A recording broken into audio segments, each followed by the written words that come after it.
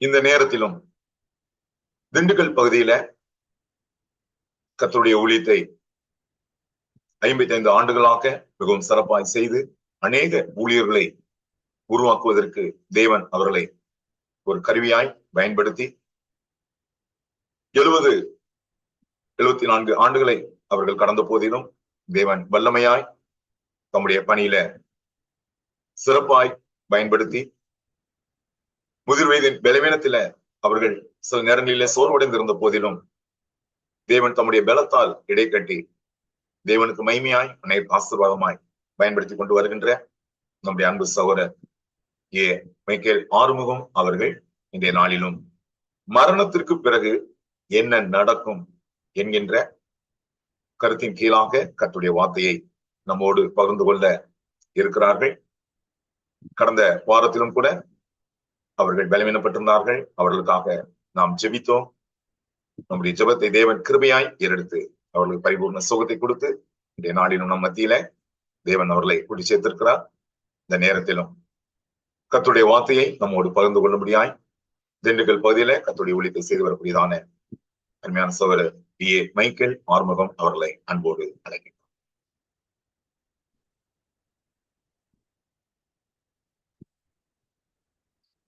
அண்ணா,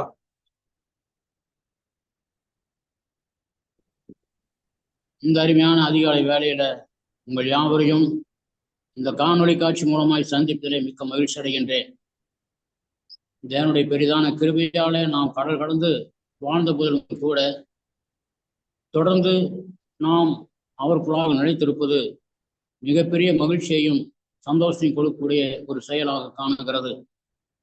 எங்கிருந்தாலும் உலகத்தினுடைய எந்த பகுதியில் இருந்தாலும் நாம் யாவரும் சகோதரர்கள் சகோதரிகள் என்ற உணர்வு நமக்குள்ளாக ஒரு குடும்ப ஒற்றுமையை வெளிப்படுத்தக்கூடியதாகவும் காணப்படுகிறது. கூடி வந்திருக்கிற ஒவ்வொரு தனிப்பட்ட சகோதரருக்கும் சகோதரிக்கும் என்னுடைய மனமார்ந்த வாழ்த்துக்களையும் கிறிஸ்து நாமத்துல மிகுந்த ஆசீர்வாதத்தையும் சொல்லி ஆரம்பிக்கின்றேன். இந்த காலை பொழுதிலே நாம் தியானிக்கவிருக்கின்ற தலைப்பு மனுஷர்கள் மரித்த பின்பதாக அவர்களுக்கு நடப்பது என்ன என்ற தலைப்பின் கீழாக நாம் ஆராய்கின்றோம். இந்த நாம் வாசி கேட்ட வேதவசன பகுதி உலகத்தில் இருக்கிற எல்லா மக்களுக்கும் பொதுப்படையாய் காணுகின்ற அப்ளை ஆகின்ற ஒரு வசன பகுதியாய் நாம் காணுகின்றோம். இது ஒரு உவமையாக சிலர் கருதுகிறார்கள். ஆனால் அநேக வேத வல்லுநர்கள் இது உவமை அல்ல, நடந்த நிகழ்ச்சியை கர்த்தர் சொல்லுகிறார் என்பதாக உறுதிப்படுத்துகிறார்கள். எப்படி இருந்த போதும் உவமையாக இருந்தாலும் உண்மையாக நடந்த நிகழ்ச்சியாக இருந்தாலும் நாம் யாவருக்குமே மிக சிறப்பான பாடத்தை கொடுக்கக்கூடிய கருத்துக்களை இவைகள் கொண்டிருப்பதை நம்மால் பார்க்க முடியும். 2 பேரை ஆண்டவர் அறிமுகப்படுத்துகிறார். அந்த 2 பேரும் கிட்டத்தட்ட வானத்துக்கும் பூமிக்கும் இருக்கக்கூடிய வித்தியாசத்தை போல மிகப்பெரிய வித்தியாசம் உள்ள மக்களாக முன்பதாக நிலைநிறுத்துகின்றார். ஒருவன் ஐஸ்வர்யவான், எ ரிச் மேன்.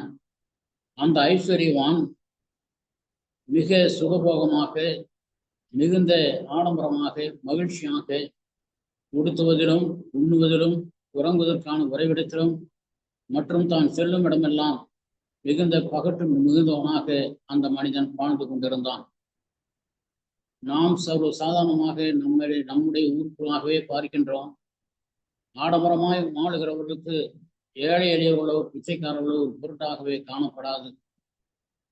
அவர்கள் போவதும் வருவதும் என்னென்ன காரியங்களை நடப்பித்தாலும் அந்த ஏழைகளுக்கு முன்பாக ஆடம்பரமான கார்களிலும் வெளிப்பயணங்களில ஹெலிகாப்டர் மற்றும் பிளான் போன்றவைகளிலும் பயணித்துக் கொண்டிருப்பார்கள்.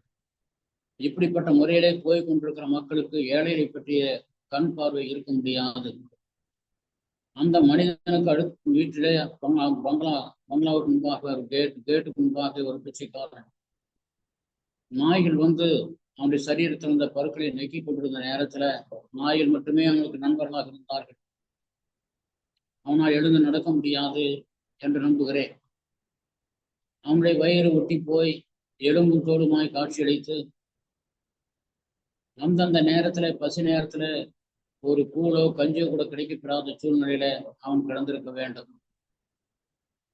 இப்படிப்பட்ட 2 பேரை அறிமுகப்படுத்துகின்ற கர்த்தர் அடுத்ததாக சொல்லுகிறார், இருவருமே மரிக்கிறார்கள் என்று சொல்லுகிறார்.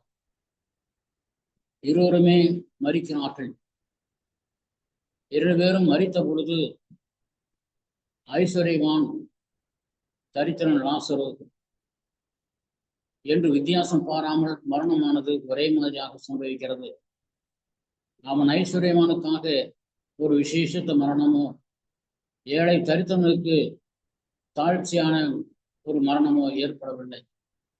மரணம் வித்தியாசம் பார்க்காமல் இருவரையும் கொண்டு சென்றது. நமக்கு வேத வசனத்துல பிரசங்க 8ஆம் அதிகாரம் 8வது வசனத்துல எந்த ஒரு மனிதனும் மரணத்திற்கு நீங்களாக இருப்பது இல்லை. அவனுடைய காலம் வரும் பொழுது அவன் மரித்துதான் ஆக வேண்டும். அதற்கு அவர்கள் எப்படிப்பட்ட நிலைமையிலே வாழ்ந்தாலும் 8ஆம் அதிகாரம் 8வது வசனம் பிரசங்கியில இதற்கு நீங்களா இருப்பவன் யார் என்று சொல்லி கேட்கிறது. அதாவது எதற்கு நீங்களாக இருக்கிற மனுஷன் ஆவியை விடாது இருக்கிறதுக்கு, தன்னுடைய ஆத்மாவை விடாது இருக்கிறதற்கு, தன்னுடைய உயிரை விடாது இருக்கிறதற்கு ஒரு மனுஷனுக்கும் அதிகாரம் இல்லை. மரண நாளின் மேலும் அவனுக்கு அதிகாரம் இல்லை. அந்த போருக்கு நீங்கி போவதும் இல்லை. துன்மார்க்கம் விடுவிக்க மாட்டாது என்பதாக குறிப்பிடுகிறார். பணமானது அவனுடைய ஆத்மாவை விடுவிக்க மாட்டாது என்பதை நாம் அறிந்து கொள்ளுகிறோம். இருவருமே மரித்த பொழுது இருவருக்கும் ஒரே விதமான சம்பவம், ஒரே விதமான மரணம் நடக்கிறது. இந்த போருக்கு நீங்களா இருக்கக்கூடியவர்கள் யாரும் இல்லை என்பதை நாம் தெரிந்து கொள்கின்றோம். ஆனால் மரணத்திற்கு பின் என்ன நடக்கப் போகிறது என்பதுதான் இங்கே மிக முக்கியத்துவம் வாய்ந்த ஒரு காரியமாக இருக்கிறது. பூமியிலே எப்படிப்பட்ட வாழ்க்கை வாழ்கிறோம் என்பது முக்கியமானதல்ல. உலகத்திலே எப்படிப்பட்ட பொருளாதார நிலையில உயர்விலோ தாழ்விலோ, கற்றோ கல்லாமலோ, எந்த விதமான அந்தஸ்து இல்லாமலோ, செல்வாக்கு பெற்றோ செல்வாக்கு இல்லாமலோ, ஆஸ்தியை பெற்றோ ஆஸ்தியை பெறாமலோ, மிகுந்த உயர்ந்த ஸ்தானத்தை அடைந்தோ தாழ்ந்த ஸ்தானத்தை அடைந்தோ, எப்படிப்பட்ட வாழ்க்கை நாம் வாழ்ந்தாலும் சரி, அது நம்முடைய வாழ்க்கையை நிச்சயத்திற்கும் நிர்ணயிக்க போவது கிடையாது. மாறாக மரணத்திற்கு பின் என்ன நடக்கப் போகிறது என்பதே இந்த இரண்டு நபர்களும் வெளிப்படுத்தி காட்டுகிறார்கள். லாசரு மரித்தான். அவன் மரித்த பொழுது தேவதூதர்கள் அவனை தங்களுடைய கரங்களில ஏந்தி கொண்டு போய் ஆபிரகாமுடைய மடியிலே விட்டார்கள் என்று சொல்லப்படுகிறது. அப்ப தேவதூதனே பூமியில இறங்கி வந்து தேவனுக்கு ஊழியம் செய்கிற தேவதூதன், தேவனுக்காக எப்பொழுதும் காத்து கொண்டிருக்கிற தேவதூதன் ஒரு மனுஷனுக்காக இறங்கி வந்து அவனை கொண்டு போய் ஆபிரகாமுடைய மடியிலே விடுவது என்பது எவ்வளவு பெரிய ஒரு காரியம் என்பதை நாம் நினைத்து பார்க்கின்றோம். அருமையான சகோதர சகோதரியே, நாமும் ஒரு காலத்தில் இந்த உலகத்தை விட்டு பிரிகின்ற பொழுது நாம் அவருக்குள்ளாக வாழுகிற நேரத்தில் பரலோகத்தின் தேவன் எப்படிப்பட்ட சேவையாளர்களை நமக்கு நியமித்திருக்கிறார் என்று நினைக்கும் பொழுது மிகுந்த ஆச்சரியத்தையும் நம்முடைய மனதிலே மிகப்பெரிய சந்தோஷம் ஏற்படுத்துகின்ற ஒரு காட்சியாய் காணப்படுகிறது. அவர்கள் கொண்டு போய் ஆபிரகாமுடைய மடியிலே விட்டார்கள் அந்த மனிதனை. அதே நேரத்துல மரித்து போன ஐஸ்வர்யவானை அடக்கம் பண்ணினார்கள் என்று வசனம் சொல்லுகிறது. அடக்கம் பண்ணினார்கள் என்று சொன்னால் அவ்வளவுதான், that is all your life, we bury you. உன்னுடைய வாழ்க்கை அவ்வளவுதான், உன்னுடைய வாழ்க்கையே நாங்கள் அடக்கம் பண்ணிவிட்டோம். இதற்கு மேல் உனக்கு எந்த விதமான நம்பிக்கையும் இல்லை. ஆதலால் நீ இதோடு உன்னுடைய கதையை முடித்துக் கொண்டாய் என்பதை போல அந்த காட்சியானது காணப்படுகிறது. இதிலே நாம் கவனிக்க வேண்டிய விஷயம் என்ன அப்படி சொன்னால், ஒரு தகப்பன் தன்னுடைய 2 மக்களை அழைத்து இரவு நேரத்தில் படுகைக்கு முன்பாக ஒரு இடத்திலே சொன்னார், மகனே குட் நைட் என்று சொன்னார். இன்னொரு மகனத்திலே சொல்லும் பொழுது குட் பை என்று சொன்னார். குட் நைட் என்று சொல்லுகின்ற பொழுது அதிலே ஒரு நம்பிக்கையானது அந்த மகனுக்கு ஏற்படுத்தப்படுகிறது, அவருக்கும் ஏற்படுத்தப்படுகிறது. குட் பை என்று சொல்வதன் மூலமாக அந்த மகனுக்கு வரப்போகின்ற கெடுதியை குறித்து அவர் சொல்வதை காணப்பட்டது.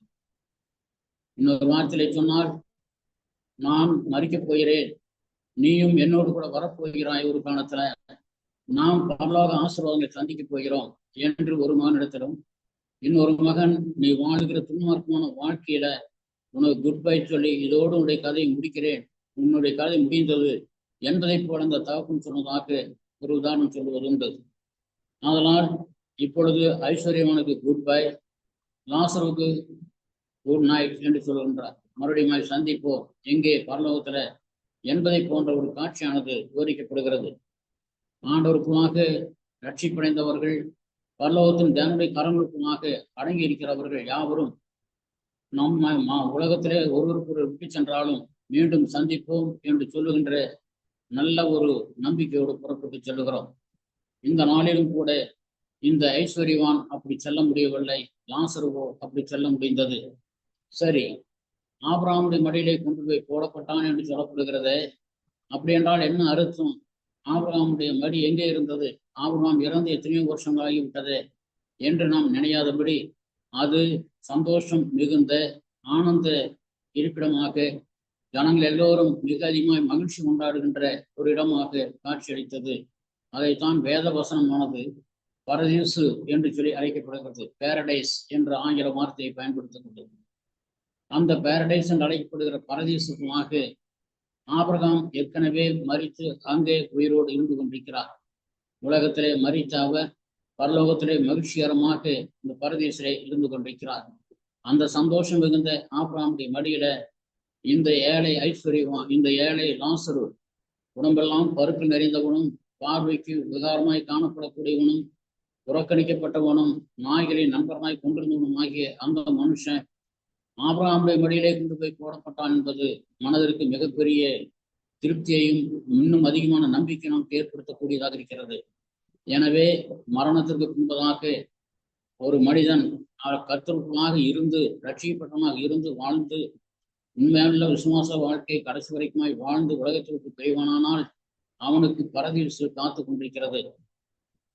இந்த பரதீசை பற்றி நாம் படிக்க வேண்டும் என்று சொன்னால் அநேக வசனங்கள் உண்டு. நாம் எல்லாவற்றையும் இப்பொழுது பார்த்து கொண்டிருக்க நமக்கு நேரம் போதாது. ஆனாலும் நமக்கு சொல்லப்படுகிற 2 வசனங்களிலே நாம் காணுகின்றோம். நம்முடைய ஆண்டவராகிய இயேசு கிறிஸ்து லூக்கா எழுதின சுவிசேஷம் 23ஆம் அதிகாரத்துல சொல்லுகின்ற பொழுது, தம்மோடு கூட சிலுவிலே தொங்கிக் கொண்டிருந்த கள்ளர்களில் ஒருவன் அந்த ஆண்டவராகிய இயேசு கிறிஸ்துவை பரியாசம் பண்ணி ஏளனமாக பேசி அவரை மிக அதிகமாகவே வேதனை கொடுத்து கொண்டிருந்தான். இன்னொரு இடது பக்கத்தில் இருந்த கள்ளன் ஆரம்பித்தவன் பரியாசமாய் ஆரம்பித்து கடைசியிலே அவருடைய காட்சி அங்கே நடந்து கொண்டிருக்கிற சிலுவை காட்சிகள் எல்லாவற்றையும் பார்த்து கொண்டிருந்தவன் மனம் திரும்பி ஆண்டவரை பார்த்து சொல்லுகிறான், போதகரே, நீர் மறுபடியுமாய் உடைய ராஜ்யத்திலே வரும் பொழுது அடியானையும் நினைத்துக் கொள்ளும் என்பதாக கேட்கின்றான். மறுபடியுமாய் உடைய ராஜ்யத்திலே வரும் பொழுது உங்கள் அடியானை நினைத்துக் கொள் என்று சொன்ன உடனே ஆண்டவராய் இயேசு சொல்லுகிறார். இயேசு அவனை நோக்கி, இன்றைக்கு நீ என்னுன்னை கூட பரதீசில் இருப்பாய் என்று சொல்லுகிறார். 43வது வசனத்துல இன்றைக்கு என்னுன்னை கூட பரதீசில் இருப்பாய் என்று சொல்லுகிறார். அப்ப ஆண்டவராய் இயேசு கிறிஸ்துவான மரித்த அன்றைக்கு அவர் போய் சேர்ந்த இடம் பரதீசு. இந்த ஏழை இந்த மனிதனும் கூட, இந்த கள்ளனும் கூட பரதீசிலே போய் சேருவான் என்ற வார்த்தையை சொல்லுகிறார். அப்போ பரதீசு என்று சொல்லக்கூடியது எங்கே இருக்கிறது என்று நாம் பார்ப்போமானால், வேத வாக்கியத்துல இல்லாவிட்டாலும் கூட ஒரு சின்ன ஹிண்டானது வேத வசனத்திலே கொடுக்கப்படுகிறது. அந்த பரதீசு என்று சொல்கிற இடத்திற்குத்தான் இயேசு போனார் என்பதை எப்படி உறுதிப்படுத்துவது? யோவான் புத்தகத்திலே சொல்லப்படுகிறது 18வது அதிகாரத்துல, மரியாள் ஆண்டவராய் இயேசு கிறிஸ்து உயிர்த்திருந்த பின்னதாக ரபுனி என்று அழைத்து கொண்டு அவரிடத்திலே வந்து சேர்கிறார். அந்த பகுதியில மக்கள் யதார்த்தமாக ஒருவருக்கொருவர் தங்களுடைய மகிழ்ச்சியை பகிர்ந்து கொள்ளத்தக்கதாக அவரை அணைத்து முத்தமிடுவார்கள் அல்லது அணைத்து தங்களுடைய அன்பை பகிர்ந்து கொள்வார்கள். இப்பொழுது இயேசுவை தொடும்படியாய் வந்த அந்த மரியாளிடத்துல கர்த்தர் சொல்லுகிறார், மரியாதை என்னை தொடாது, நான் இன்னும் உன்னுடைய தேவனிடத்திற்கும் என்னுடைய தேவனிடத்திற்கும் செல்லவில்லை என்பதாக சொல்லுகிறார். அப்போ அந்த நேரத்துல ஆண்டவராய் இயேசு அவளை நோக்கி இப்படிப்பட்ட வார்த்தையை சொல்ல காரணம் என்ன? இன்னும் நான் தேவனிடத்திலே போகவில்லை என்று சொல்லுகிறார். இந்த வார்த்தையானது நமக்கு எதை உணர்த்துகிறது என்று சொன்னால், நம்முடைய பிதாவாகிய தேவன் பரலோகத்திலே வீற்றிருக்கிறார். அவர் பரலோகத்திலே அவருடைய தூதர் மத்தியிலே மகிழ்ப்பட்டுக் கொண்டிருக்கிறார். தம்முடைய வெள்ளை சிங்காசனத்தை அமர்ந்து கொண்டிருக்கிற பரலோகத்தின் பிதாவாகிய தேவனிடத்திலே இன்னும் ஆண்டவராய் இயேசு போகவில்லை. பூமியிலே மரித்தவரை போல் காணப்படுகிறார். பரலோகத்திற்கு இன்னும் போய் சேரவில்லை என்று சொன்னால் இடையிலே ஒரு இடத்திற்கு அவர் செல்லுகிறார் என்று பொருள். அப்ப இடையிலே எங்கே சென்றிருப்பார்? மீண்டுமாக லூக்காவிலே சொல்லப்பட்ட வார்த்தையை நினைத்து பார்க்கிறோம். இன்று நீ என்னுன்னை கூட பரதீசில் இருப்பாய் என்று சொன்னார். அருமையானவர்களே, அந்த கள்ளன் சாகப் போகிறான், ஆண்டவராய் இயேசுவும் மரிக்கப் போகிறார். இருவருமே மரிக்கிற பொழுது இருவரும் ஒரு இடத்திற்கு போய் சேரப்போகிறார்கள். ஆதலால் பரதீசு என்பதுதான் அந்த இடம். அது பரலோகத்திற்கு முந்திய ஒரு இடம், மரித்தவர்கள் போய் தங்கி இருக்கின்ற ஒரு இடம் என்பதாக நாம் புரிந்து கொள்கின்றோம். அந்த இடத்துல உலகத்திலே பட்ட பாடுகள், பிரயாசங்கள், வேதனைகள், வருத்தங்கள், கஷ்டங்கள், கண்ணீர்கள், சோதனைகள், பல வித்தியாசப்பட்ட துன்பங்கள், வியாதிகள் போன்ற எல்லாவற்றையும் அடிபட்டு ஒருபோதும் கலக்கமடையாமலும் மயங்கி போகாமலும் விழுந்து விடாமலும் தங்களுடைய ஆத்மாவை காத்து கொண்டவர்கள் அந்த இடத்திற்கு சென்று சேருகிறார்கள் என்பதை தெளிவாக வேதவசமானது காட்டுகிறது. பரதீசு என்று சொல்லக்கூடியது பரலோகத்துக்கு முந்தியதாக இருக்கக்கூடிய ஒரு இடம். அநேக ஊழியர்கள், மிக சிறப்பாக போதிக்கிற ஊழியர்கள் கூட பரதீசும் பரலோகம் ஒன்றுதான் என்று சொல்லி சாதிக்கிறார்கள்.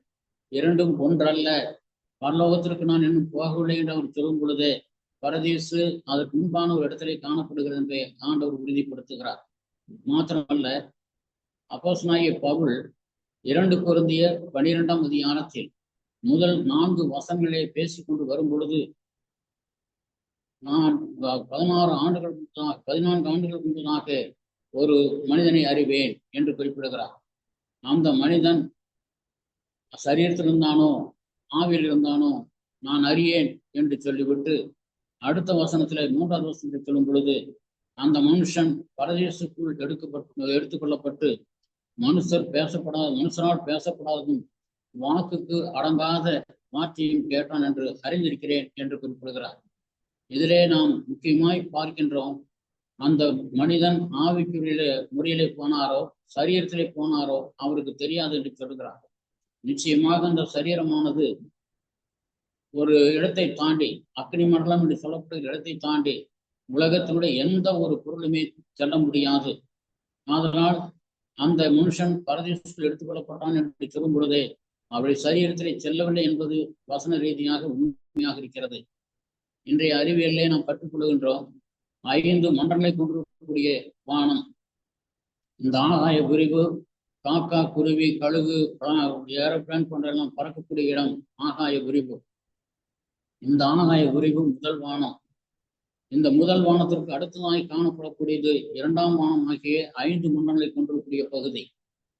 அதிலே காற்று தேவன் தன்னுடைய இருப்பிடத்திலே வைத்துக் கொண்டிருக்கிற ஒரு மண்டலம் காற்று மண்டலம். இன்னொரு மண்டலம் தேவன் தம்மிடத்திலே வைத்திருக்கக்கூடிய சிருஷ்டிப்பின் நாளிலே தண்ணீரை பிரித்து வானத்தில் உள்ள தண்ணீரை பிரித்து வைத்த தேவனை பற்றி நாம் நினைத்து பார்க்கிறோம். அந்த தண்ணீர் நிறைந்திருக்கக்கூடிய பகுதி ஆகிய நீர் மண்டலம். அடுத்ததாக வெற்று மண்டலம். அந்த வெற்று மண்டலத்தில் தான் ஸ்டார் வார் என்று சொல்லப்படக்கூடிய யுத்தத்தை துவங்குவதாக அமெரிக்கா அறிவித்தது. உலக நாடுகள் அதற்கு எதிர்ப்பு தெரிவித்தது என்பதை நாம் அறிந்திருக்கின்றோம். அந்த நாளில அவர்கள் சொன்ன திட்டம் என்னவென்று சொன்னால், இந்த வெற்று மண்டலம் என்று சொல்லக்கூடியது எந்த பொருளை நாம் நீட்டி வைத்தாலும் அங்கே நிற்கும். மனிதன் படுத்துக் கொள்ளலாம், அப்படியே ஆகாயத்திலே படுத்துக் கொண்டிருக்கலாம். மனிதன் நடக்கலாம், மனிதன் உட்காரலாம். பூமியிலே ஜெயிப்பதை போலவே அந்த வெற்று மண்டலத்தில் செயல்படலாம் என்று கருதப்படுகிறது. அது 3ஆவது மண்டலம். 4ஆவது மண்டலமாய் காணப்படக்கூடியது ராசிகளின் மண்டலம். சூரியன், சந்திரன், நட்சத்திரங்கள் போன்ற எல்லா விதமான ராசிகளும் இருக்கின்ற இடமாக ஒரு மண்டலமானது காணப்படுகிறது. இந்த 4 மண்டலங்களையும் தாண்டி 5ஆவது மண்டலமாய் காட்சியளிக்கக்கூடியதுதான் அக்னி மண்டலம். உலகத்துல தீயினால எதெல்லாம் அழியாது என்று மனிதனால் நிர்ணயிக்கப்பட்டிருக்கிறதோ, எது அழிவதில்லையோ அந்த பொருள்கள் எல்லாம் அந்த அக்னி மண்டலத்தை தாண்டி போய்விடவே முடியாது. அந்த அக்னி மண்டலத்தோடு எல்லாம் எரிந்து பசுமமாகி போய்விடும். ஆனால் மனிதனுடைய ஆத்மா பூமியில என்றைக்கு பிடிக்கிறதோ, ஆவி மண்ணானது மண்ணுக்கு திரும்புகிறது, ஆவி தன்னை தந்து தேவனத்துக்கு திரும்புகிறது என்று சொல்லி பிரசங்கி பண்ணதை நாம் நினைத்து பார்க்கிறோம். பிரசங்கி 12ஆம் அதிகாரம் 7ஆவது வசனத்திலே சொல்லுகிற பொழுது, மண்ணானது மண்ணுக்கு திரும்புகிறது, ஆவி தன்னை தந்த தேவனிடத்திலே செல்லுகிறது என்று சொல்லும் பொழுது, இந்த ஆவி என்றும் ஆத்மாவென்றும் அநேக இடங்களில் ஜீவன் என்றும் கூட இந்த ஆத்மாவுக்கு குறிக்கப்படுகிறது. தேவன் தம்முடைய ஆத்மாவை சிருஷ்டிப்பு நாளிலே மனிதனுக்காக கொடுத்தார். அந்த ஆவியை பாதுகாத்து, அந்த ஆத்மாவை பாதுகாத்து பரிசுத்தமானதாய் பரலோகத்தின் தேவனத்தில் ஒப்புக்கொடுக்க வேண்டும் என்பது தேவனுடைய திட்டமாக இருந்தது. அதைத்தான் இந்த இடத்திலே வாசிக்கின்றோம். அந்த மனிதன் மரித்து பரதீசுக்குள் போனான், அல்லது இந்த பவுல் எடுத்துக்கொள்ளப்பட்டார் அந்த பரதேசமாக.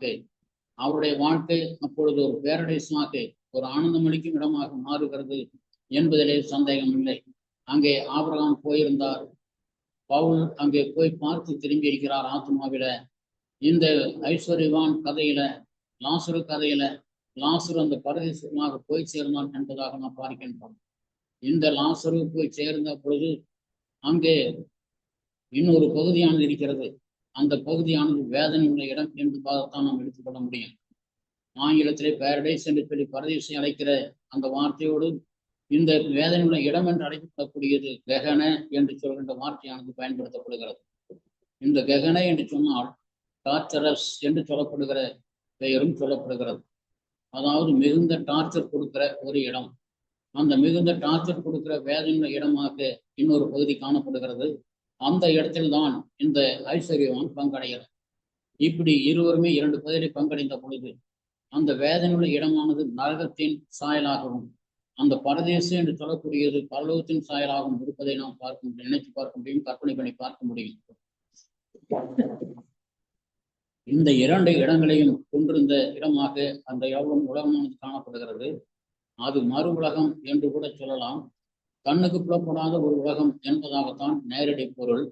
அந்த இரண்டு பகுதிகளோடு கூட மூன்றாவது ஒரு பகுதியும் இருக்கிறது. அதற்கு பெயர் பெரும் பிளவு என்று சொல்லி வேதவசனத்துல லூக்காவிலே நமக்கு சொல்லப்படுகிறது.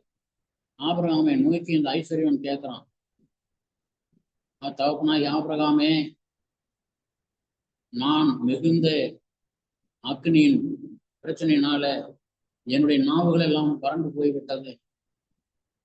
அந்த லாசருவை அனுப்பி எனக்கு அவனுடைய கையின் விரலை தண்ணீரை தொட்டு ஒரு சொட்டு தண்ணீர் என்ற நாவை கொடுத்து குளிர பண்ண வேண்டும் என்று சொல்லி ஒரு ரெக்வஸ்டை வைக்கிறான். 3 விண்ணப்பங்களை வைக்கிறான் இந்த ஐஸ்வர்யவான். முதலாவது ரெக்வஸ்ட் விண்ணப்பம் என்னவென்று சொன்னால், அந்த லாசருவை அனுப்பி தன்னுடைய நாக்கிலே ஒரு சொட்டு தண்ணீரை விட்டு குளிர பண்ண வேண்டும் என்று கேட்கிறான். ஒரு சொட்டு தண்ணீர் என்பது ஒன்றுக்கு முதலானது.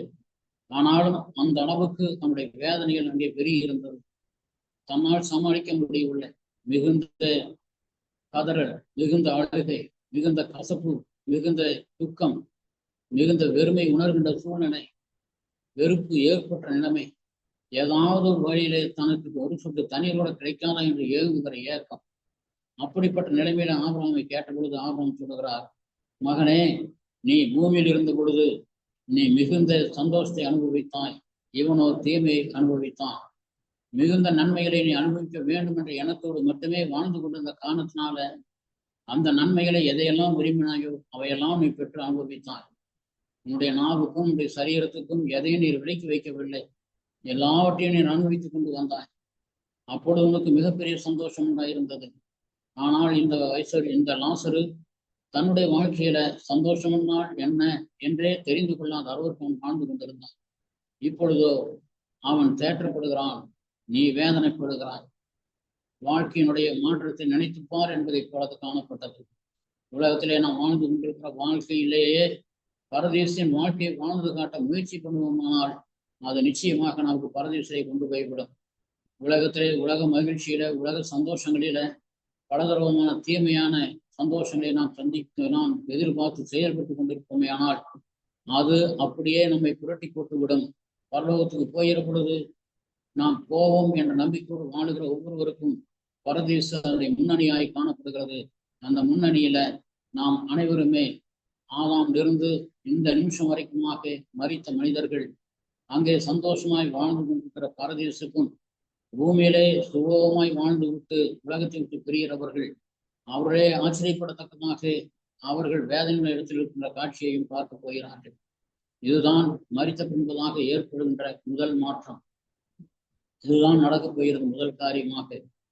வேத வசனத்துல இந்த வேதனையுடைய இடத்தை பற்றி சொல்லுகிற பொழுது எப்படியெல்லாம் இந்த மனிதன் கஷ்டப்பட்டான் என்பதை மூலமாக விளக்கப்படுத்தி ஆண்டவர் காட்டுகிறார். அவன் மிகுந்த வேதனைப்பட்டு கூப்பிட்டு கேட்கிறான், அந்த முதல் ரிக்வஸ்டுக்கு ஆபிரகாம் கொடுத்த பதில் என்ன? மகனே, நீ உலகத்திலே சந்தோஷமாய் நன்மையை அனுபவித்தாய், இவன் தீமையை அனுபவிக்கிறான். மாத்திரமல்ல, அதுவும் அல்லாமல் இவ்விடத்திலிருந்து இன்னிடத்திற்கு கடந்து வரவும் உங்களிடத்திலிருந்து இங்கே கடந்து வரவும் கூடாதபடிக்கு பெரும் குழப்பம் உண்டாயிருக்கிறது என்பதாக சொல்லுகிறார் ஆபிரகாம். அதாவது அந்த பக்கம் இருக்கக்கூடிய அந்த ஐஸ்வர்யம் தங்கியிருக்கிற இடத்திலிருந்து ஆபிரகாமும் லாசரும் தங்கியிருக்கிற அந்த இடத்திற்கு வரவோ அல்லது இவரிடத்திலிருந்து அவரிடத்திலே போகவோ கூடாதபடிக்கு பெரிய பிளவு உண்டாயிருக்கிறது. நிச்சயமாக மிக குறைந்த மக்கள் மட்டும்தான் அந்த பரதேசமாக இருக்க வேண்டும் என்று நான் நம்புகிறேன். ஏனென்று சொன்னால், ஆண்டவராய் இயேசு மத்திய எழுதின சுவிசேஷம் 7ஆம் அதிகாரம் வசனம் 13, 14 சொல்லும் பொழுது விசாலமான பாதை பற்றியும் குறுகலான பாதை பற்றியும் கர்த்தர் பேசுகிறார். அந்த விசாலமான பாதை வழியாக செல்லுகிறவர்கள் அநேகர் என்று சொல்லுகின்ற கர்த்தர் அந்த குறுகலான வாசல்களை பிரவேசிக்கும் மிக சொற்பமான பேர், மிகவும் கொஞ்சமான பேர் என்பதாக குறிப்பிடுகிறார். இதை அவர் சொல்லுகிற பொழுது ஜீவனுக்கு போகிற வாசல் வழி நெருக்கமாக இருக்கிறது, அதை கண்டுபிடிக்கிறவர்கள் சிலர் என்று குறிப்பிடுகிறார். ஆதலால் இடுக்கமான வாசல் வழியாய் பிரவேசியுங்கள், கேட்டுக்கு போகிற வாசலோ விசாலமாயிருக்கிறது, அதன் வழியாய் பிரவேசிக்கிறவர் அநேகர் என்பதாக சொல்லுகிறார். எனவே அந்த பரதேசில் இருக்கக்கூடிய கொஞ்ச நபர்களும் இந்த வேதனையுடைய இடத்திற்கு கடந்து போகவோ அந்த வேதனையுடைய இடத்தில் இருக்கக்கூடிய மக்களை கொண்டு போய் பரதேசில் சேர்ப்பதற்கு வாய்ப்புகள் இல்லை. இரண்டுக்கும் இடையிலான ஒரு இடமானது பெரும் பிறப்பு. ஆதலால் மனிதர்கள் எந்த காரணத்தை கொண்டும் அதையும் கடந்து போக முடியாது. ஏனென்று சொன்னால் அங்கே பெரும் பிளப்பு இருக்கிறது. கத்தோலிக்க நண்பர்கள் சொல்லுகிறார்கள், அங்கே ஒரு புர்கட்ரி என்று சொல்லப்படுகிறதான ஒரு இடைப்பட்ட இடமானது இருப்பதாக நம்புகிறார்கள். அவர்கள் அவஸ்தை குருசை என்று சொல்லி செத்து கொண்டிருக்கிற ஒரு குடியாரனுக்கு, செத்து கொண்டிருக்கிற ஒரு அக்கிரமக்காரனுக்கு அவஸ்தை குருசை என்று சொல்லுகிற ஒரு காரியத்தை பாதிரியார் செய்துவிட்டால் அவனுடைய ஆத்மா நேராக இந்த பர்கட்ரி என்று சொல்லப்படக்கூடிய ஸ்தலத்திற்கு போய் சேர்ந்து விடும். அந்த ஸ்தலத்திலே போய் அந்த ஆத்மாக்கள் இருந்து கொண்டிருக்கும். பூமியில அவர்கள் பண்டிகை கொண்டாடி அந்த ஆத்மாக்களுக்காக பூசை போட்டு மன்றாடி கொண்டிருக்கும் பொழுது அந்த ஆத்மா அப்படியே டிரான்ஸ்பர் ஆகி அந்த மத்திய இடத்திலிருந்து பரலோகத்துக்குள்ளாக பிரவேசிப்பார்கள் என்று நம்புகிறார்கள். ஆனால் உண்மைக்கு இது அப்படிப்பட்டதாக காட்சியளிக்கவில்லை. இரண்டு பக்கமும் கடந்து போகாதபடிக்கு பெரும் பிளப்பு உண்டாயிருக்கிறது என்று சொல்லுகிறார். இந்த வார்த்தைகளை மனதிலே கொண்டு நாம் கிடைக்கப்பெறுகிற முதல் இடம், நாம் பரிசுத்தமாய் வாழ்ந்தால் பரதேசம், நாம் தூய்மையாய் வாழாமல் அசுத்தமாய் வாழ்ந்து எல்லா கெட்ட பழக்கம் வாழ்க்கை வாழ்வதனால் நமக்கு வேதனைகளிடம்தான் கிடைக்கப் போகிறது என்பது மிக துல்லியமாய் வேதவசனம் காட்டுகிறது. இரண்டாவதாக நமக்கு ஒரு கேள்வி எழும்போம், ஆமா, இந்த இடத்துல போனாக்க அந்த ஆத்துமாக்கள் எல்லாம் மயக்க நிலைமையிலே இருப்பார்கள் என்று சொல்லுகிறார்களே, அது உண்மையா என்று கேட்கலாம். மரித்து போன பின்னதாக மனிதர்கள் போய் இந்த இரண்டு இடங்களிலே ஏதாவது ஒரு இடத்துல பங்கடைகின்ற பொழுது அங்கே மயக்க நிலைமையில் அவர் இருப்பார்களா என்று கேட்டால், இப்பொழுது நாம் தெரிந்து கொண்ட இந்த வேதவசன பகுதியிலேயே மிகுந்த அக்னியினுடைய தாக்கத்தை உணர்கிறான் அந்த ஐஸ்வர்யவான். மிகுந்த அக்னியினுடைய தாக்கத்தை உணர்ந்து அவனால் தாங்க முடியாத வேதனைப்படுகிறான் என்று சொல்லும் பொழுது உணர்வுபூர்வமாக மனசாட்சி அவனை உறுத்தக்கூடியதாக பரலோகத்திலே பரதீசிலே இருக்கின்ற ஆபிரகாமை நோக்கி கூப்பிடத்தக்கதாக அவனுடைய உணர்வுகள் இருந்ததை நாம் பார்க்கின்றோம். எனவே உணர்வு அங்கே கண்டிப்பாக இருக்கும், அதிலே சந்தேகம் இல்லை. இரண்டாவதாக நாம் உணர்வுகளை அடையத்தக்கமாக வானத்துக்குரிய மேனியும் நமக்கு கொடுக்கப்படுகிறது என்று 1 Corinthians 15 வாசிக்கிறோம். வானத்துக்குரிய மேனிகளும் உண்டு, பூமிக்குரிய மேனிகளும் உண்டு. தேவன் அதற்கு ஏற்ற மகிமையின் சரீரத்தையும் அதே நேரத்துல வேதனை தருகின்ற வேதனை கொடுக்கக்கூடிய அளவிற்கு உணரத்தக்க வகையில அந்த சரீரமானது கொடுக்கப்படுகிறது என்று நாம் பார்த்து கொள்கின்றோம். மரணத்துக்கு பின்பதாக நம்முடைய சரீரமானது மறுரூபம் அடைகிறது. அந்த மறுரூபம் மகிமை அடையக்கூடியதாகவும் இருக்கலாம், அல்லது அந்த சரீரமானது வேதனை தரக்கூடியதாகவும் இருக்கலாம், அழிவுள்ளதாகவும் இருக்கலாம். ஆதலால் இந்த சரீரமானது அழிவுள்ள வித்தாக விதைக்கப்படுகின்ற பொழுது அழிவுள்ளதாக எழுந்திருக்கும். இந்த சரீரமானது கனவீனமாய் விதைக்கப்படுகின்ற பொழுது அது கனமுள்ளதாக எழுந்திருக்கும். இந்த சரீரமானது ஒவ்வொருவருக்கும் பலமுள்ளதாய் விதைக்கப்பட்ட பலவீனமாய் இழைக்கப்பட்டாலும் பலமுள்ளதாய் காணப்படும். ஜென்ம சரீரம் கிடைக்கப்படும், ஆவிக்குரிய சரீரமானது எழுந்திருக்கும் என்றெல்லாம் நமக்கு சொல்லிக் கொண்டு வருகிறார் 1 Corinthiயர் 15ஆம் அதிகாரத்துல. ஆதலால் நாம் ஒவ்வொருவருமே மறுரூபமாக்கப்படுவோம். அந்த மறுரூபம் என்று சொல்லக்கூடியது மறு உருவம். அந்த மறு உருவம் என்று சொல்லக்கூடியது வானத்துக்குரிய மேனி, பூமிக்குரிய மேனி அல்ல. ஆவிக்குரிய மேனி, நாம் சரீரம் அல்ல. பரலோகத்தின் தேவனுக்காக பலனுள்ள ஒரு சரீரமாக கிறிஸ்தவர்கள் பெற்றுக் கொள்கிறார்கள். பலவீனமான சரீரம் அல்ல. ஆனால் இந்த நபர்கள் நரகத்துக்குள்ளாக நரகத்தின் காட்சியிலே காணப்படுகிற வேதனை இடத்துக்கு செல்லுகின்றவர்கள் பலவீனமானவர்களாய் காட்சியளிக்கப் போகிறார்கள். எனவே நமக்கு நடக்கின்ற 2வது காரியம், நம்முடைய சரீரமானது மறுரூபமாக்கப்படுகிறது. மாத்திரமல்ல, அந்த உணர்வு ஐஸ்வர்யவனுக்கு இருந்த காரணத்தினால உணர்வுள்ளவர்களாக இருப்பார்கள். அவருடைய மனமானது பேசும், அவருடைய இருதயமானது பேசும். அவர்கள் வேண்டுதலை வைக்கக்கூடியவர்களாக இருக்கிறார்கள் என்பதற்கு உதாரணமாய் நாம் காணுகின்றோம். மாத்திரமல்ல, வேதனுடைய இடத்துல இருந்த பொழுது கூட ஆபிரகாமிடத்துல அவன் அலாவி பேசுகிறான். அப்போ அங்கே செல்லுகிறவர்கள் 2 இடங்களிலே எந்த இடத்திற்கு சென்றாலும் பேசுகின்ற சக்தியும் கூட அங்கே காணப்படுகின்றதை ஆண்டவர் விளக்கப்படுத்துகிறார். இவன் ஆபிரகாமிடத்துல பேசுகிறான், ஆபிரகாம் திருப்பி இடத்துல பேசுகிறான். இந்த வார்த்தையை நாம் இங்கே ஒருவருக்கு பேசிக்கொள்கின்ற காட்சியை பார்க்கிறோம். அவன் கேட்ட 2வது விண்ணப்பம், ஆபிரகாமை பார்த்து, தகப்பனாய் ஆபிரகாமே, எனக்கு 5 பேர் சகோதரர்கள் உண்டு.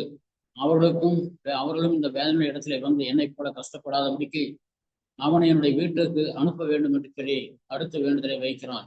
அதற்கு மிக அருமையாக ஆபிரகாம் சொல்கின்ற பதில் என்னவென்று சொன்னால், மகனே, அவர்களுக்கு சொல்வதற்காக மோசேயும் தீர்க்கதரிசிகளும் இருக்கிறார்கள் என்று குறிப்பிடுகிறார். மோசே எந்த காலத்திலும் மரித்து போனார். தீர்க்கதரிசிகளும் ஒருவரும் இல்லை, எல்லாரும் மரித்து போனார்கள். மோசேயும் தீர்க்கதரிசியும் இருக்கிறார் என்று சொல்வதன் போது அது பழைய ஏற்பாட்டு சம்பவம், பழைய ஏற்பாட்டு நாட்களிலே நடந்த ஒரு சம்பவமாக கருத்தை காட்டுகிறார். அதனால் மோசே என்று சொல்லும் பொழுது மோசேனுடைய பிரமாணத்தையும் தீர்க்கதரிசனம் வசனங்களையும் நமக்கு சுட்டிக்காட்டி, மோசேனுடைய நியாயப்பிரமாணமும் தீர்க்கதரிசி எழுதி வைத்த தீர்க்க தரிசனங்களும் அவர்களுக்கு இருக்கிறது. அதை கற்றுக்கொண்டு அவர்கள் இந்த இடத்திற்கு வந்தால் போதும் என்பதாக ஆபிரகாம் குறிப்பிட்டு பேசுகிறார். மோசே எழுதின தீர்க்க தரிசனம், மோசே எழுதின நியாயப்பிரமாணம், தீர்க்கதரிசி எழுதின தீர்க்க தரிசனம் மக்களுடைய கையிலே கொடுக்கப்பட்டாலும் அதை திரும்பி கூட பார்க்காமல் அநேகர் தங்களுடைய ஆத்துமாக்களை வேதனைக்கு உட்படுத்துகிறார்கள்.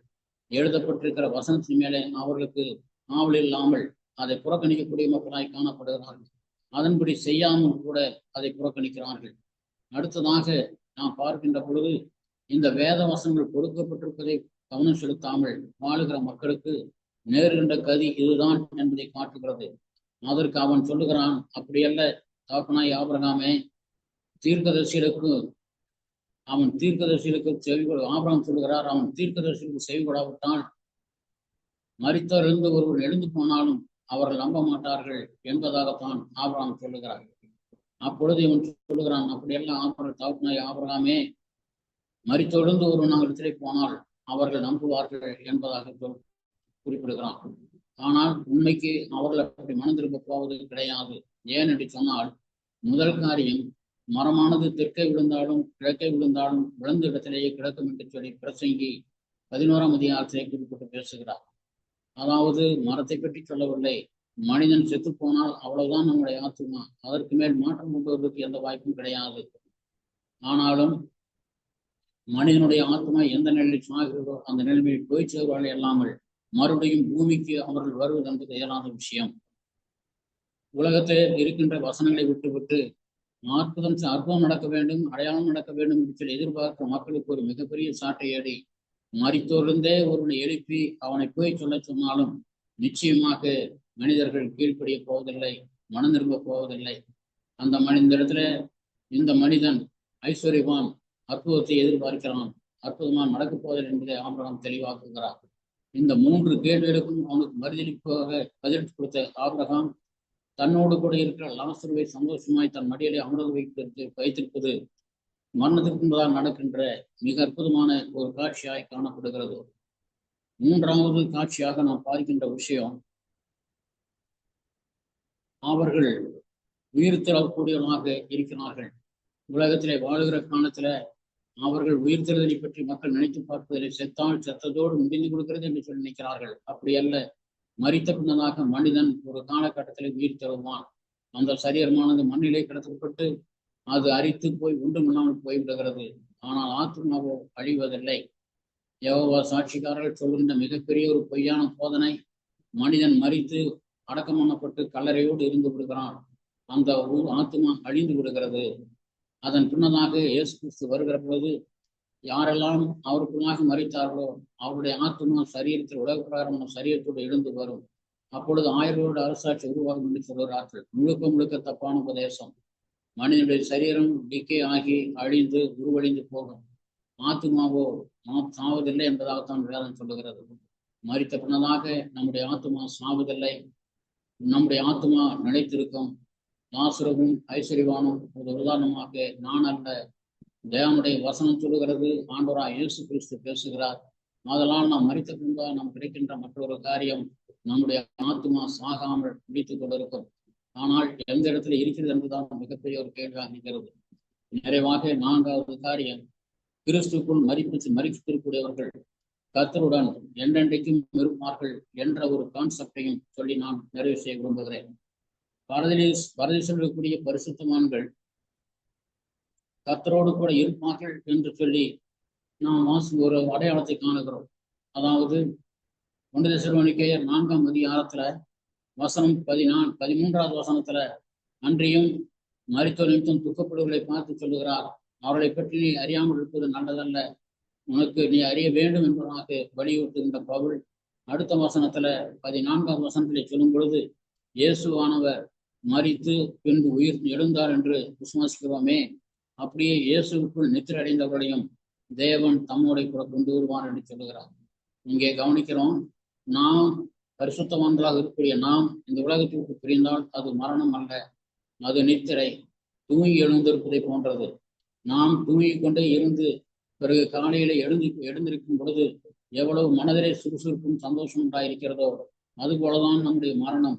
அந்த மரணமானது கல்லறை கொண்டு போய் தன்னுடைய மண்ணாக்கி மண்ணிலே பிறந்து மண்ணிலே வளர்ந்து மண்ணிலே சாயிர மனுஷனுடைய சரீரம் கல்லறைக்கும், ஆத்மாவை பாதுகாத்து கொண்ட உதவினால அது பரலோகத்துக்கும் பரதேசமும் போய் சேர்ந்து கொண்டிருக்கிறது. பரதேசை வாழ்ந்து கொண்டிருக்கிறார்கள். ஆதாமிலிருந்து இந்த நிமிஷம் வரைக்கும் வாழ்ந்து கொண்டிருக்கிற பரதேசுவாசியர் ஆண்டவராய் இயேசு கிறிஸ்து தம்மோடு வரும் பொழுது தம்மோடு கூட அவர்களை கூட்டிக் கொண்டு வருகிறார். அவர்களும் ஆண்டவராய் கிறிஸ்துவும் மேகத்திலே வந்து நிற்கப் போகிறார்கள். அப்படி நிற்கின்ற அந்த நேரத்துல கண்ணை மூடி திறக்கின்ற நொடிக்குள்ளாக ஒரே ஒரு கண் சிமிட்டும் நேரத்துக்குள்ளாக ஆண்டவராய் கிறிஸ்து வந்து மேகத்தில் நிற்கின்றார். இந்த மரித்த பரிசுத்தவான்களும் அங்கே நிற்கிறார்கள். அதிலே நீங்களும் நானும் நிற்கப் போகிறோம் என்ற உறுதியை நாம் செய்து கொள்ள வேண்டும். மாத்திரமல்ல, பூமியில் இருக்கிற பரிசுத்தவான்கள் தனிப்பட்ட முறையில் எடுத்துக்கொள்ளப்பட்டு அவர்களோடு கூட நியாயத்தீர்ப்பு ஸ்தலத்திற்கு போய் சேருவார்கள். அதே நேரத்தில் பூமியில வாழ்கின்ற அக்கிரமக்காரர்களும் ஆண்டவராய் இயேசு கிறிஸ்துவாகிய மக்கள் கூட்டம், அங்கே வேதனையுடைய இடத்திலே மக்கள் கூட்டமுமாகி அனைவரும் சேர்ந்து நியாயத்தீர்ப்பு ஸ்தலத்திலே வந்து நிற்பார்கள். 2 பேரையும் பார்த்து கர்த்தர் சொல்லுவார், வலது பக்கம் இருக்கிறவரை பார்த்து என் பிதாவின் வலது வாசலை பிரவேசிங்க, என் பிதாவின் சந்தோஷத்துக்காக பிரவேசிங்க என்று சொல்லுவார். இடது பக்கம் இருக்கிறவரை பார்த்து நரகத்திலே போய் பங்கடைகள் என்று சொல்லி அவரை அனுப்புவார். அதிலே குறிப்பிடத்தக்க ஒரு வார்த்தையாக சொல்லுகிறார். மத்தேயு 25ஆம் அதிகாரத்துல அவரோடு கூட வலது பக்கத்தில் இருக்கக்கூடிய மக்களை பார்த்து சொல்லுவார், உலகத்தின் ஆரம்பம் முதல் உங்களுக்காக ஆயத்தம் பண்ணப்பட்ட அந்த பெண் நாட்டுக்குள் அந்த இடத்திற்குள் பிரவேசிங்கள் என்பதாக சொல்லுவார். அதை சுதந்திரித்துக் கொள்ளுங்கள் என்று சொல்லுவார். பரலோகமானது இன்று நேற்று உருவான ஒரு கற்பனை காவியம் அல்ல. அது எப்பொழுதும் இருக்கின்ற உலகத்தினுடைய தோற்றம் முதல் அது ஆரம்பிக்கப்பட்டு ஆயத்தப்படுத்தப்பட்டு வந்த ஆசீர்வதிக்கப்பட்ட இடம். அந்த ஆசீர்வதிக்கப்பட்ட இடத்திற்குள்ளாக போங்கள் என்று சொல்லுவார். அதே நேரத்துல இடது பக்கம் இருக்கின்ற அக்கிரமக்காரர்களை பார்த்து சொல்லுவார், உங்களுக்காகவும் பிசாசுக்காகவும் நம்முடைய தூதருக்காகவும் ஆயத்தம் பண்ணப்பட்டதிலே நீங்கள் போய் சேருங்கள் என்று சொல்லி நரகத்துக்கு அனுப்புவார். இதுவும் அங்கே நடக்கும். நியாய தீர்ப்பு நாளத்துல எந்த விதமான வித்தியாசம் பாராமல் இந்த தீர்ப்பானது கொடுக்கப்படும். இவ்விதமாய் மனுஷர்கள் உயிரோடு இருக்கிற மனுஷர்களும் நல்லவர்களும் கெட்டவர்களும் உயிரோடு இருக்கிற பரிசுத்தவான்களும் அசுத்தவான்களும் இருசாருமே நியாய தீர்ப்பு ஸ்தலத்துல அவர்கள் தங்களுடைய பங்கை அடைவார்கள் என்று சொல்லி வேதவசனம் சொல்லுகிறது. அப்படி பங்கடைகின்ற பொழுது அங்கே அவர்களுக்கு முடிவில்லை, ஒருபோதும் முடிவில்லை. நிச்சயமாக மிகுந்த சந்தோஷத்தோடு மிகுந்த மகிழ்ச்சியோடு மிகுந்த பரிபூர்ணமான சந்தோஷத்தோடு அவர்கள் வாழ்வார்கள் பரிசுத்தவான்கள். அங்கே அவருக்கு முடிவில்லாத சந்தோஷம். ஒரு நாள் அல்ல, ஒரு வருஷம் அல்ல, 10 வருஷம் அல்ல, 1000 வருஷம் அல்ல, 10,000 வருஷம் அல்ல, 1,00,000 வருஷம் அல்ல, 1,00,00,000 வருஷம் அல்ல, எத்தனாயிரம் கோடி வருஷம் ஆனாலும் அங்கே சந்தோஷத்தை மட்டுமே பார்த்து கொண்டிருக்கிற ஸ்தலமா இது காணப்படுது. நரகத்தில் பிரவேசிக்கிற மக்களோ தங்களுடைய வாழ்க்கையில கண்டிராத மிகப்பெரிய வேதனையை மீண்டுமாய் சந்திக்க போகிறார்கள். இந்த நேரத்தில் நான் நிறைவு செய்கிற அந்த நேரத்தில் உங்களை கேட்டுக்கொள்வதெல்லாம், நான் இந்த நேரத்துல இந்த பேசிக்கொண்டிருக்கிற நேரத்திலே கூட நான் உலகத்தை பிரிந்தால் எங்கே செல்லுவேன்? இந்த ஆரானை பின்பதாக உலகத்தை விட்டு நான் பிரிந்தால் எங்கே செல்லுவோம்? அல்லது நம்முடைய ஆண்டவராய் இயேசு வந்து விட்டால் நம்முடைய நிலைமை என்னவாக இருக்கக்கூடும்? ஆயத்தப்படுவோம், முயற்சிப்போம், ஆயத்தப்படுவோம். எப்பொழுது அழைத்தாலும் வருகிறேன் ஆண்டவரே என்று சொல்லி புறப்பட்டு செல்வதற்கு ஆயத்தமாகும். நாம் நிச்சயமாக பாலவராட்சியை சுதந்திரித்துக் கொண்டு நிச்சயமாய் நமக்காக வைக்கப்பட்டிருக்கிற பூர்வாங்க காலத்தில் உருவாக்கப்பட்ட ஆயத்தமாக்கப்பட்ட அந்த இடத்திற்கு செல்லுவோம். நாம் ஒருவராயிரம் தவறாமல் அந்த இடத்துக்கு செல்லுவோம். மரணத்துக்கு முன்பாக சம்பவிக்கூடிய சம்பவங்களை நான் மிக மிக மிக சுருக்கமாய் சொல்லியிருக்கிறேன். இது மிகப்பெரிய ஒரு பாடம். இந்த திண்டுக்கல் சபையில இந்த பாடத்தை குறித்து மாத்திரம் நான் 16 வாரங்கள் நடத்தியிருக்கிறேன். இந்த சப்ஜெக்ட் மட்டும். அதற்கெல்லாம் நேரம் போதவில்லை. சுருக்கமாக சொன்ன இந்த வார்த்தைகள் உங்களுக்கு பிரயோஜனமாக இருந்திருக்கும் என்று நம்புகிறேன். கர்த்தர் தான் உங்கள் அனைவரும் ஆசீர்வதித்து வழிநடத்துவாராக. வாய்ப்பு கொடுத்த அருமையான சபையார்களுக்கும் அருமையான ஊழியர்கள் அனைவருக்கும் ஆயுஷ் அவர்களுக்கும் என்னுடைய மனமார்ந்த நன்றியை தெரிவித்து விடைபெறுகிறேன். நன்றி. கர்த்தர் ஆசீர்வதித்து கொடுத்த இந்த நல்ல நாளிலும் மிகவும் ஒரு பெரிய ஒரு ஆழமான ஒரு சத்தியத்தை ஒரு குறுகிய நேரத்துல அருமையான சகோதரர் மூலமாக நாம் தெளிவாக கேட்டறிய தேவன் இந்த நேரத்தை நமக்கு கிருபையாய் ஆசீர்வதித்து கொடுத்தார். எபிரேயர் 9:27 நாம் வாசிக்கின்ற வண்ணமாக ஒரே தரம் மரிப்பதும் பின்பு நியாயத்தீர்ப்படைவதும் மனிதனுக்கு நியமிக்கப்பட்டிருக்கிறது. அந்த நியாய தீர்ப்பில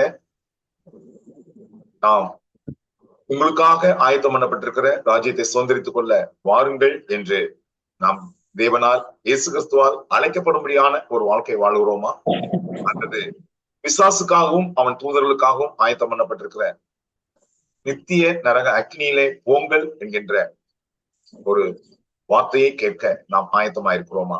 சிந்திப்போம், செயல்படுவோம். தேவன் தாமே இந்த நேரத்திலும் அருமையான தேவனுடைய தாசரை கொண்டு நம்மோடு தம்முடைய வார்த்தைகளை பகிர்ந்து கொண்டார். அவருக்கு மலேசியாவிலே கேள் பகுதியிலே கூடி வரக்கூடியதான தமிழ் கிறிஸ்துவின் சபையின் சார்பாகவும் இங்கே இருக்கக்கூடியதான ஊழியர்களின் சார்பாகவும் அவர்களுக்கு வாழ்த்துக்களை கூறிக்கொள்கிறோம். தேவன் தாமே அவருடைய ஊழியங்களை அபரிதமாய் ஆசீர்வதித்து பலப்படுத்துவாராக. இந்த நேரத்திலும் கூட நாம் ஒரு பாடலை பாடி கர்த்தராகிய இயேசுவை நினைவு கூறும்படியான கர்த்தருடைய பந்திக்கு நாம் கடந்து செல்ல ஆயத்தப்பட்டிருக்கிறோம். கர்த்தருடைய பந்தியை நமக்கு நடுத்தரும்படியாக பாண்டிச்சேரி பகுதியில கர்த்தருடைய ஊழியத்தை சிறப்பாய் செய்து வரக்கூடியதான நம்முடைய அன்பு சகோதரர் வி.எஃப். சர்லோ அவர்கள் ஆயத்தத்தோடு இருக்கிறார்கள்.